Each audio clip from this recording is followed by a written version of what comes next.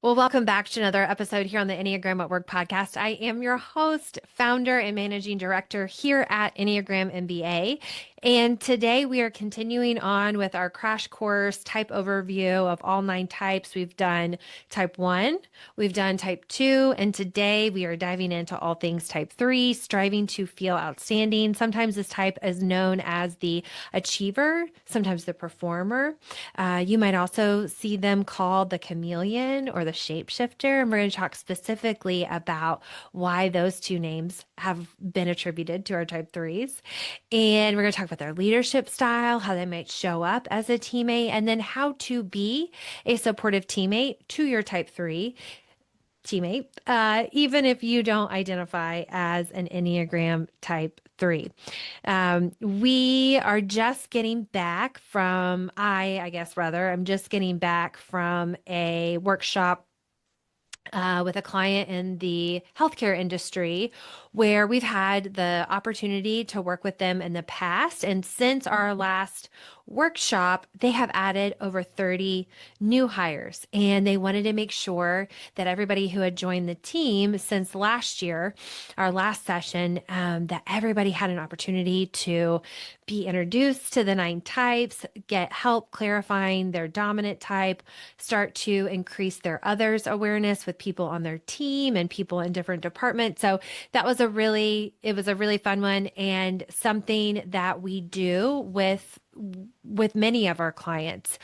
Sometimes it makes sense to host another workshop like the one from this week because there are so many people who have joined the team.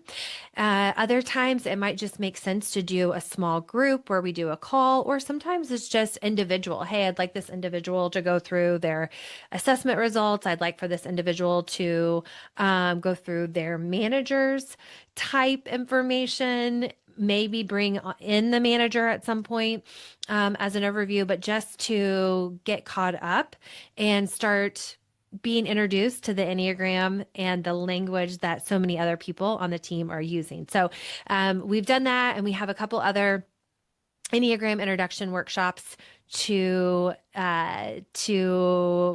facilitate. And as always, we'll share some interesting takeaways from that. I think the thing from this week that I found to be interesting was just, well, and we talked about it, how it was a younger group overall, very I think everybody was most likely under the age of 30. And so we also just kind of chatted a little bit about how the Enneagram can be just, it is just one kind of look angle for understanding somebody.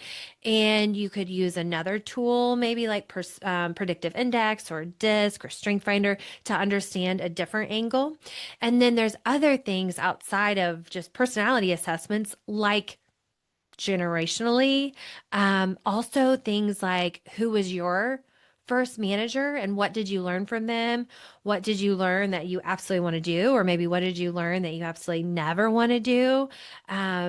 Race, gender, socioeconomic class, status, country of origin, where they live now. So all these things we're always talking about play into how an individual is going to show up, and that it cannot just be uh, distilled down to one of 9 Enneagram types, but this can be a really great place to start. It can be a memorable place to start getting curious, understanding different perspectives other than your own. And I think sometimes that's the power of this, is just to realize, oh, the way that I'm seeing the world is a perspective. It may not necessarily be the truth, the way that things are. And we can kind of have some of that I guess humility or understanding by our Enneagram type giving us some insight into, hey, these are the things you tend to focus on. And then by that, we can also start to understand what we might be missing and not focusing on that maybe other people very much are. So we do have a couple more introduction Enneagram workshops coming up with teams, departments. So anything interesting, I will be sure to pass along to you here. With that, though, let's get into our type threes. Our threes, as I mentioned, are striving to feel outstanding, sometimes called the achiever. And I think who doesn't want to be known as the achiever, right? And so sometimes that nickname I almost don't like because it's like, well, of course, I'm an achiever. I want to be an achiever. And so that's why I really do like the awareness to action type names and type descriptions, because it's less about the helper, for example, with the type 2, or in this case the achiever. It goes a layer deeper. And so for our type 3s, the layer deeper, the core logic has to do with that feeling need. The feeling need for our type 3s is, I want to feel outstanding. And that means I might walk into a room and be focused on, how can I be outstanding? How can I feel outstanding? How can I be seen as outstanding? How can I be seen as successful? I have all these big goals. I want to go far. I want to get there fast. Efficiency is really important. I want to do big things. I want to accomplish all these goals. Check, check, check, check, check. Do an excellent job at all of them. Our type threes, I mentioned earlier that sometimes they're known as the chameleon or the shapeshifter, because something else that they can be really great at is this ability to kind of see a room. Who's in the room? What's the vibe of this room? Who am I expected to be in this room? What am I expected to say and do in this room, or in front of this person, in front of this group? And so I'll show up that way with one group, and then I'll show up the way that I need to with another group, maybe another department or my boss, or I'll be another person with my book club and my kickball team, and then at home or with this other family member. And so that is such a skill to have, that political savviness, organizational savviness, where you kind of understand people and what they're after and what they're looking, how they're viewing things, and then who do you need to be in order to get your goal accomplished, in order to be seen as successful and outstanding. And it is such a strength. Sometimes it can be overdone, or it can just be overdone in general, to the point where the type 3 can sometimes almost lose themselves and get caught up in this current of shoulds. I should behave this way. I should do it this way. I should want this thing. And during the workshop that I mentioned just a minute ago, there was one of the managers had shared that in his experience, and this organization has been using the Enneagram, I believe, for about 4 years now. He had said that in his experience, at some point, all the threes that he knows that are threes, who are really self-aware, who are bringing other people along. So their success means I'm successful by bringing my team along with me and them being successful.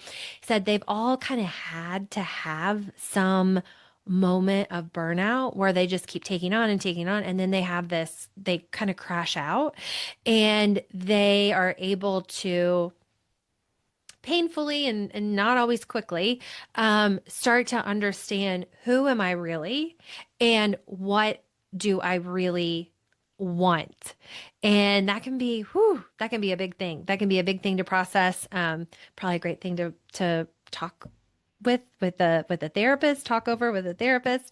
But I thought that is something that we talk about. And I thought it was interesting that the manager also, before I even had a chance to say anything, also kind of noticed that in the threes in his life.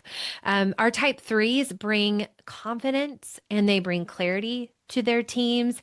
And they can also feel an immense amount of pressure to always be the best or look successful.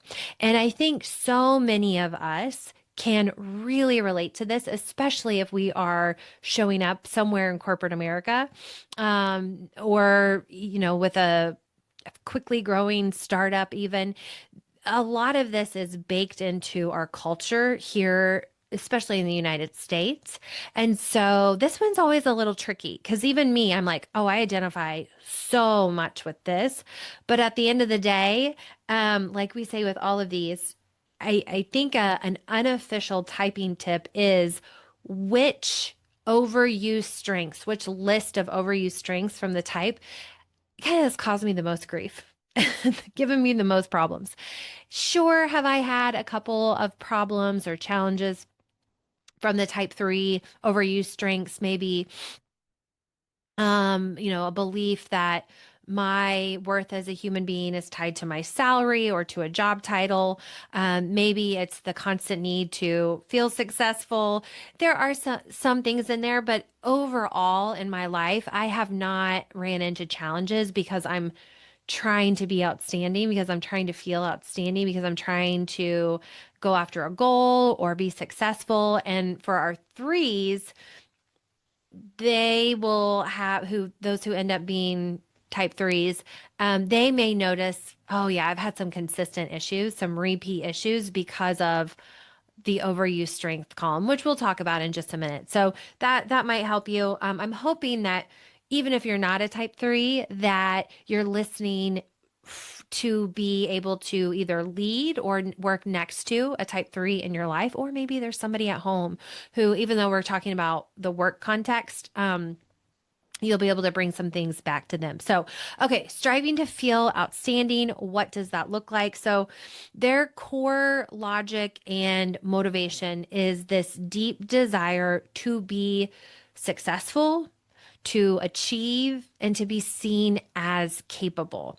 They measure their self-worth often by accomplishments, job title, salary, recognition. And they really do feel like who I am is as a human being is directly tied to the title on my business card. It can be really hard to pull apart who I am as a human being, and I'm worthy regardless of how much money I make or my title or how much I'm working or how much I'm doing. I can be a worthy human being, a valuable human being, even when I'm napping, even when I'm resting. But that is a very difficult thing to grasp many times for our type threes. They are always on the lookout for the next goal or benchmark of success, just constantly looking to accomplish, yes, check things off their list, but I hit that goal, I hit that goal, I hit that goal. And they can adapt really quickly to whatever is needed to win in any type of environment. So that kind of goes back to that political organizational savviness that so many type threes have. They understand who they need to be in order to be successful in that group or in that room. Strengths that they have in the workplace is their energy, is their focus, and that drive to make things happen, to produce results. And then that energy can be incredibly inspirational to others, and others feeling like, okay, I can accomplish big things too. And so they're passing along some confidence, some optimism to those that they lead and those that they work next to. They tend to be really skilled at setting goals. They can be very inspiring in communicating that vision, and more than just casting a vision, they're going to be very good at delivering and executing whatever needs to be done to accomplish that vision and those goals. We have talked about how they can read a room really well and adapt their image to fit whatever it is that's expected. Hence the nicknames at times, the chameleon or the shapeshifter. Now, when those strengths get overused, it can look like over identifying with your work, your image, your title, your paycheck, the car you drive, the house you live in, the neighborhood that you live in. And at some point, like I mentioned, the manager from our recent workshop had shared, at some point, there's going to be a burnout moment, a burnout time, because you're just you're doing too much, right? You just, because you so identify with those things, anything else outside of those things, like rest, like leisure, can be really hard to do, because it's like, "Oh, well, this has nothing to do with my goals. This isn't moving me forward in life." They can also struggle with a loss of self identity and authenticity. And that goes back to that, who am I? I'm trying to be all these different people in all these different situations, but who am I really? And what do I actually want? I feel like I'm supposed to want some of these things, the picket fence, the job title, the success, the corporate job, whatever it might be. Um, Maybe that's what I want, but I've never stopped to really ask, like, is that really what I want? Do I maybe want to live on a cow sanctuary? Do I want to live on a goat farm? And at some point, most threes are going to kind of have that come to Jesus with, who am I really and what do I really want? The other way that they can overuse their strengths is by prioritizing results over relationships. And this is a big one for our type threes who are moving into management, into leadership, but it can also be a big one for those teammates and those coworkers. It's hard to really build trust and work collaboratively and not have, unspoken tension, when if others experience you as putting your own success and results ahead of maybe their feelings or their needs or their wants or their opinions. There can also be some impatience with the pace that some others move at, or how they process information, and it can feel like things are dragging on. It can feel really frustrating that somebody doesn't have an opinion to share or isn't as far as long as you would like them to be. And then they can also struggle a little bit with some over competitiveness, or, other people just feeling like, man, there's just brutal. Like, we're constantly in competition, but do we have to be in competition? And then lastly, I think I'd said this somewhere, is just difficulty resting. I'll also add, and maybe we'll get to this when we talk about leadership styles, but one of the other struggles that our type threes will have is around delegating, because they can do it faster. They can do it better. And so when they move, especially when they move up into a leadership role, it's hard for them to let go of the things that got them to that new level, because nobody else can do it as good as them. And so they'll just keep doing those things and attempting to take on their new roles. And again, it's going to probably lead to burnout, and they're not developing and allowing their people to learn from their own mistakes. And so that can be really hard, though. Somebody who's striving to feel outstanding, that can be a struggle to let somebody else do it, who's not going to do it as fast as you, who may make a mistake, who may have to redo it. And that that's hard. But there is some sort of reframe in there around, I can still feel outstanding by being an outstanding, supportive leader, allowing my people to make mistakes, allowing them to learn from their mistakes. So one day they can do it as fast. They can do it as well as I can. Some ways that a type three might show up at work. They're going to be very success oriented, very future oriented. They are going to love good, clear goals. They're going to love performance metrics, not just how somebody feels like they did a good job. It's like, no, I want to know how you're tracking this, how you're ranking this. And then they really do have a tendency to thrive from recognition. And that makes sense. Somebody who's striving to feel outstanding, well, you got to be recognized for being outstanding. So they kind of go hand in hand. And I had shared on Instagram as I was promoting this episode that there a real world feedback insight from a handful of type threes, is it was around recognition and letting them know how well they did. And there was a group this summer, depending on when you're listening to it, but it doesn't matter. There was a group. And when we did the type specific breakouts, the type three had shared how important and meaningful getting recognized was. And they had shared it's really helpful if it's specific. And then they had also said, like, I kind of want to hear it regularly.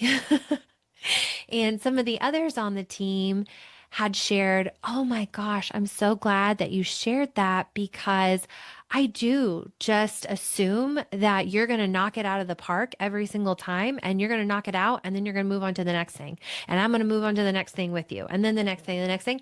And so you're right. I haven't done a great job of slowing down. It doesn't even have to be a slowdown, but just taking the time, taking a pause to tell you what you did great at, to tell you that I see you. I see how hard you've been working. I see what you're accomplishing. I know this isn't easy. And being specific about it. So that's something, and it's going to be different for all different people, probably very different for different types of threes, but that could be a great question if you are working next to or leading somebody who identifies as a type three is, hey, um, what makes you feel outstanding? What makes you feel good? How can I recognize you in a way that, yeah, makes you feel good?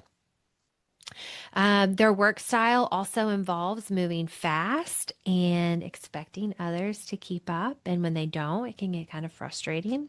And then they are most likely going to do really well, going to excel in roles that require communication, leadership, and visibility. They typically don't have a problem being in the spotlight, being at the front of the room. And there are others who that is your word, that's the worst nightmare. And so threes, they enjoy it, they tend to be good at it. So leveraging that strength, those strengths as a type three, and then also leveraging those strengths if you happen to be leading or working next to a type three, how can you find ways for them to leverage those things?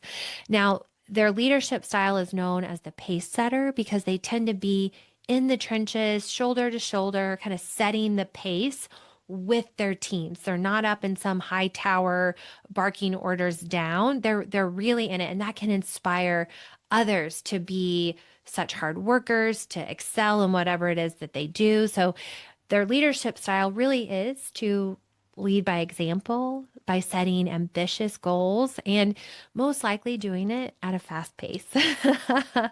They can really drive productivity and results across the whole team, across the organization.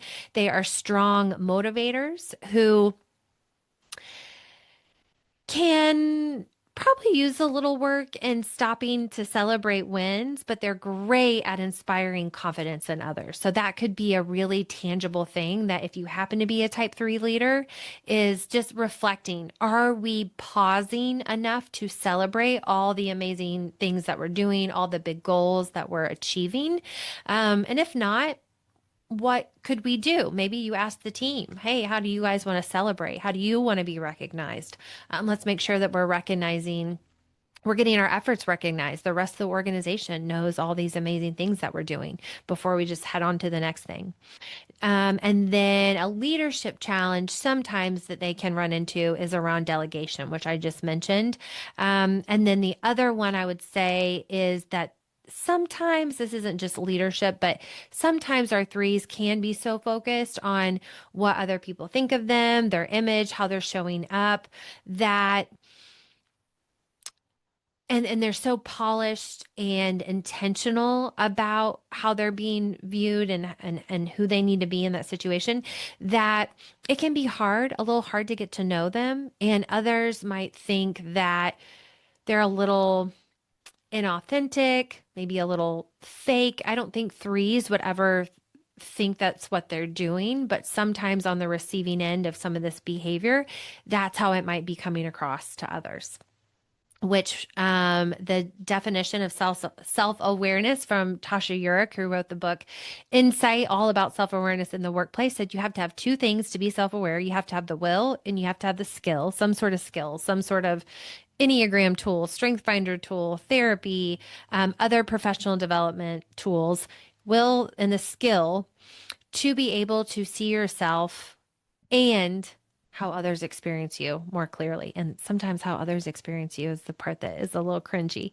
At work, some of their pet peeves might be inefficiency, indecision, lack of follow through. This is probably the ultimate, like, this meeting could have been an email type of. Type of thinking. They hate to be slowed down by bureaucracy or low standards, very high standards for themselves and the people around them. Um, it can feel frustrating. It could be a pet peeve if their efforts and their hard work and their accomplishments are never recognized. And I think that that is probably true for most of us, most types.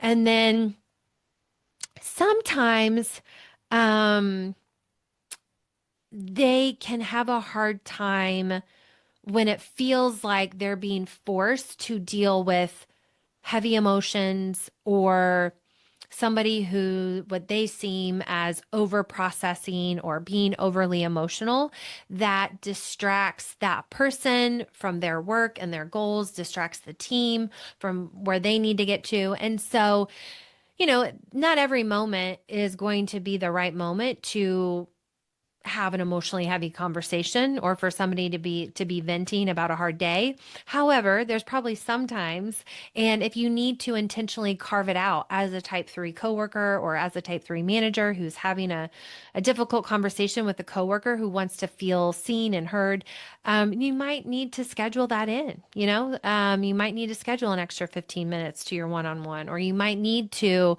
um, actually change the story where it's like we can actually be more outstanding if we allow people to, bring their whole selves to work and not necessarily read us their diary, but if they're having a hard time and they feel like they have people at work that they can talk to and who care, we're going to have more buy-in. This culture is going to be happier, healthier, hopefully more collaborative, hopefully more productive. And so the story now becomes we are striving to feel outstanding, and we can be outstanding when we allow people to have a human experience at work. Um, some version of that.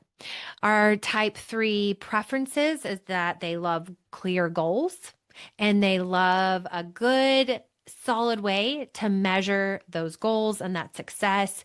They are focused on being productive and they want to go fast. So they really appreciate that in others. They appreciate being recognized for their results. A lot of times it's public acknowledgement of those achievements, but you got to ask your type 3 people at home or at work. And then they really appreciate opportunities where they have to lead, to be influential, and to drive initiatives. They're going to do a great job. They're going to get it done. They're going to do a great job. And so the more you can give those opportunities, the more you're going to get from them because they want those opportunities.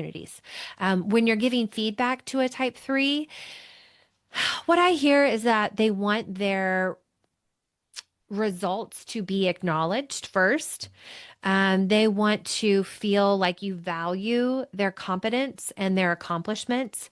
And then the feedback needs to be focused on how they can have sustainable success, how they could be even more successful, not just focusing on the effort alone. They're probably going to appreciate it if you can frame their growth and opportunities for growth as a way to level up their performance.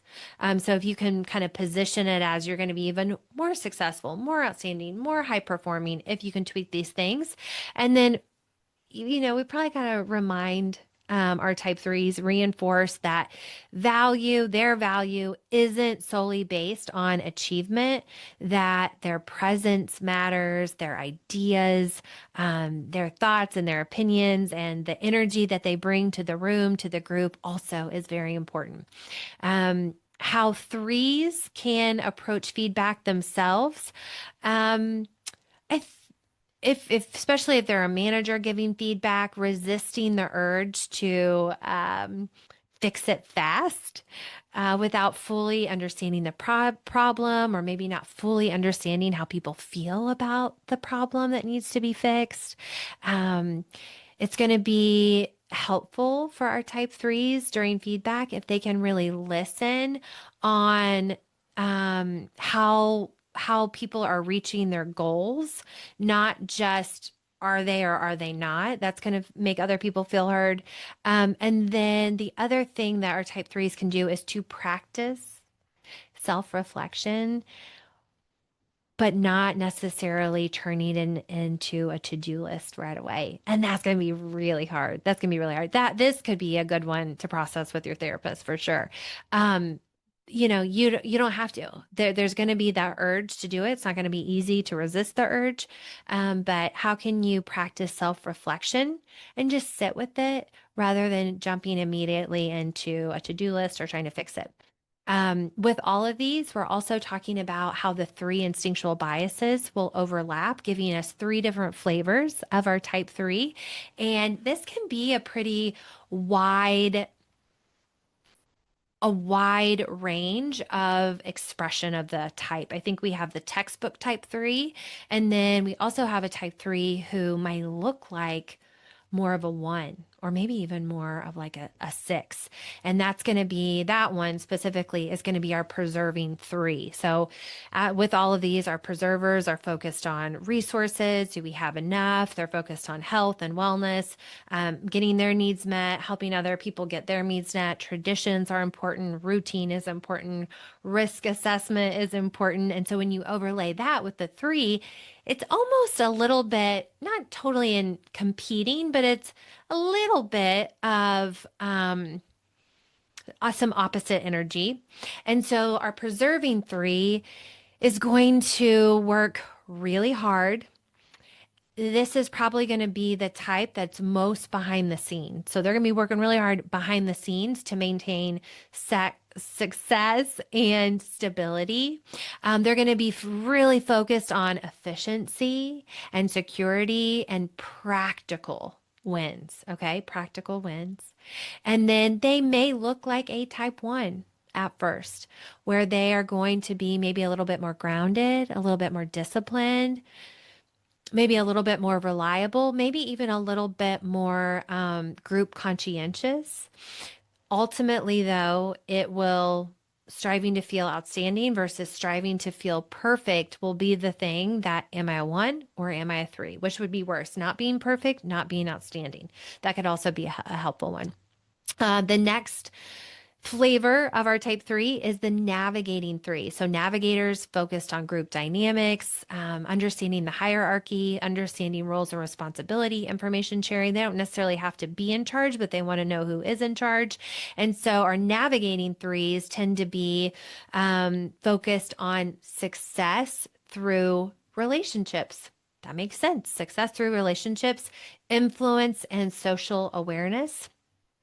They're going to be the ones that really, really are reading that room, aligning with power structures and kind of the ultimate networkers. So I think any three can be this way, but out of all the flavors, this is going to be that political savviness to the max. And then they're going to have a tendency to be really polished communicators, maybe more of a team player than the other two flavors, and really have an ability to build trust with their team because of this kind of focus on the group, understanding the group dynamics. And then the last flavor of our type three is the transmitting three. And this is going to be probably the most charismatic, the most bold, and the most image conscious out of all the three. Our transmitters are focused on transmitting, getting noticed for their impact, for their big accomplishment. So you just really kind of double down on that outstanding energy. You're going to get a big drive to stand out, to achieve, most likely publicly, visibly, and really leave a mark. Have have a legacy that they are leaving behind to others. They want to be remembered. And then these types, I mentioned, they're going to be pretty charming. They're going to have this magnetic presence and may often be seen as kind of the face of a project or an organization. That's just going to, they might just naturally fall into that role, or other people might be looking to leverage those strengths. And so you might find our transmitting threes in that position. Some of our growth opportunities for our type threes. One is the arrow to the 6, where you're going to be able to pull in some of that collaboration, that team cohesion that our 6s are so good at. Maybe slowing down a little bit to really build trust and include others in your decision making. You might value the process a little bit more when you're dialing into the strengths of the 6. Appreciating the process, not just the result. And then when you're really dialed in here, you might learn to lean on others and start to really appreciate success as a group, and a belief that success doesn't have to just be solo. Your other growth point, resource point for a type 3 is at the type 9 point, striving to feel at peace, presence, and peace. Here is where you're going to practice stillness and reflection without an immediate to-do list. Ideally, you're able to rest without feeling like you have to be productive, without feeling guilty because you're resting and not working. And then here, you may also find some contentment without always accomplishing something, without always being productive. You might find peace and contentment in just a beautiful, I'm looking out my window now and thinking, oh, the leaves are so pretty. What great weather. The sun's out. So you might find joy, peace, and just these little moments that have nothing to do with something that you accomplished or something that you were able to produce or do. So as we wrap up, what can you do with this information? I got a couple of quick experiments. So if you are a type 3, can you take 5 minutes at the end of your day to think about, maybe even list out how you showed up for your team members, how you showed up, just in general, not necessarily what you achieved. So just kind of reflecting on that. Can you let someone else take the spotlight or celebrate their success? And I know that you can. So where are those opportunities to let someone else take the spotlight and allow their success to be celebrated? And then, when we have our 3s that are really dialed in, who have done a lot of self-development, professional development, this is something they're typically already doing. They're bringing their teams along on the success path. They're celebrating their team's wins. And then last little experiment here is there an opportunity where you might actually need to say no to be able to recharge so that you can show up and be even more outstanding for the next opportunity that makes sense? I think it's really hard to say no, especially if you can do it, if you can do it well and you can do it fast. Oh, sure. I'll just say yes. I can do that, get the pat on the back. But it might serve you. You might actually be able to be more outstanding if you pass on this opportunity, rest, recharge, reflect, and then the next most aligned opportunity, you're ready to show up and knock it out of the park for. Now, the other side of this is if you work with a type 3, making sure that you're recognizing those achievements. We've talked about that at the very beginning. And I would say publicly, I would also say privately, and I would say regularly and specifically is what 3s are telling me that they want as well. But again, that would be a really great question for someone specifically to understand, how do you like to be recognized? What makes you feel most appreciated? And then don't dismiss their drive. That is, that is something that they appreciate about themselves, that they're good at. We do not want to necessarily dim that. We want to make sure they're taking care of themselves, sure. But look at finding ways or helping them make sure that that drive is going to be there. Are they channeling it to the most meaningful goals, the most aligned goals that align with their values, where they want to go with their career? So helping them not say, "Oh, slow down, take it easy," but hey, let's channel that drive and make sure that it's working with where you want it to go. And then there may be opportunities to encourage them to kind of open up a little bit more authentically, to share a time that they failed, a mistake that they made, something that they're having a hard time for, maybe asking for help, rather than pretending like they have it all figured out, that they don't need any help, that they've never made a mistake. And again, we're not asking, when we say authenticity here, we're not asking you as a type 3 to bring your diary to work and read it to everybody. But it's just, hey, how can you kind of connect with your teammates as a leader? How can you connect with the people that you're leading and show, hey, I've been there too. I get it. I know how hard this can be, and really help them feel seen and understood. All right. So I think that some takeaways, just some quick reminder takeaways, celebrating that energy of the three. We want to celebrate it. Look at all the ways that they have impacted the organization for the better with their ambition, their confidence, their ability to produce results, making sure you're recognizing those efforts and those accomplishments. Next week, we are going to be looking at our type 4, striving to feel unique, and how it shows up at work. These are things that we get into a little bit deeper depending on the workshop or the program that your organization goes through, but we get into how to understand yourself, how to understand the people that you work with and lead. We also will look at specific leadership coaching sessions where we dive deep, deep, deep into your type and how it shows up in different areas, looking at it to help you with your career advancement, to help you with a specific issue. So if you are interested in workshops, programming for your team, or individual coaching, either career coaching or leadership coaching, I'm going to invite you to check out the options over at enneagramMBA.com. And with that, as always, I appreciate you being here, and I look forward to seeing you in the next one.